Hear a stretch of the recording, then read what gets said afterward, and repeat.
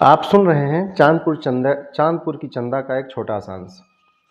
जैसे बिना diesel petrol के गाड़ी एक कदम नहीं चल सकती, वैसे ही बिना कविता के प्रेम की गाड़ी दौड़ानी मुश्किल है। इत्र फुलेल और डेंट पेंट का सहारा हो तो बिना नहाए भी कई दिन काम चलाया जा सकता है, लेकिन इश्क में बिना कविता के 1 मिनट काम चलाना मुश्किल होता है। साइज की कोई बाध्यता नहीं है, लेकिन प्रेम में छोटा मोटा कवि होना ही पड़ता है। चांदपुर के युवा कवि अलगू आतिश उर्फ चिंगारी उर्फ लुकारी जी मझले कद के एक बड़े कवि थे।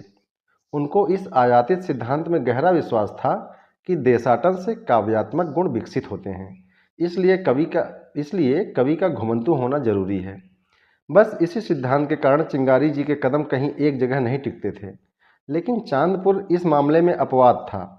चांदपुर से उनका खासा लगाव था, जिस लगाव के पीछे एक खास किस्म की कविता थी और उस कविता के पीछे एक खास किस्म की कहानी।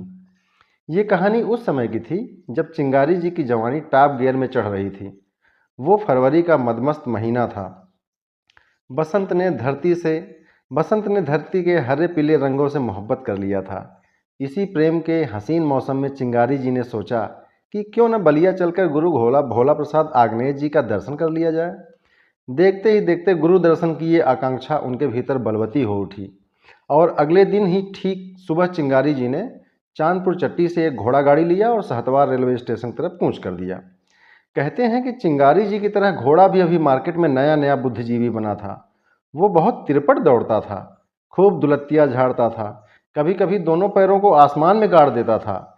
चिंगारी जी को घोड़े का उत्पाती स्वभाव रास न आया। उन्होंने अपनी सुरक्षा का हवाला देकर गाड़ीवान को धीरे चलने का आदेश दिया। गाड़ीवान ने उनको सुरक्षा का भरोसा देकर मुंह बंद रखने का आदेश दिया। तभी अचानक एक जगह घोड़ा गाड़ी रुक गई।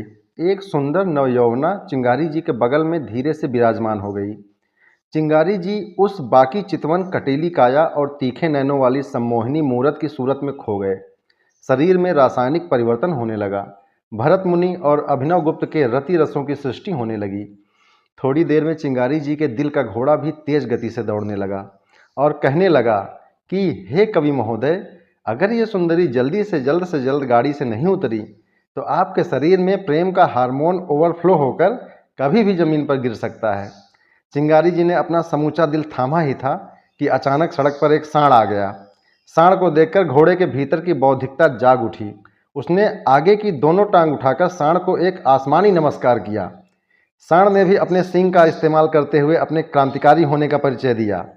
इस कार्यक्रम के दौरान दोनों की टांगें हवा में लहरा उठी और अगले ही पल चिंगारी जी उस सम्मोहिनी आंखों वाली तरुणी के साथ जमीन पर आ गिरे।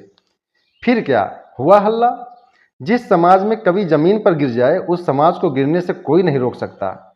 इसी गिरावट की चिंता करके आसपास के कुछ लोग दौड़ पड़े। चिंगारी जी ने कहा, यद्यपि हम तो कुशल हैं, लेकिन उस मोहतरमा को देखना आवश्यक है। कहीं उनके फूलों से नाजुक शरीर को चोट तो नहीं आई। लोगों ने मोहतरमा को उठाया। जल्दी जल्दी सुखारी डॉक्टर को बुलाया गया। सुखारी डॉक्टर ने हाथ पैर पर मलहम पट्टी किया। मलहम का असर होते ही चिंगारी जी के मुंह से काव्य का पहला प्रस्फुटन हुआ। अब कहीं जाके उनके दिन फिरे हैं, बड़ी मुश्किल से आतिश इश्क में गिरे। अगर कहानी आपको अच्छी लगी हो तो हमारे पेज को फॉलो करें और कहानी को आगे सुनना हो तो हमें कमेंट करके ज़रूर बताएं। और ये कहानी आपको कैसे लगी ये भी हमें कमेंट करके ज़रूर बताइएगा।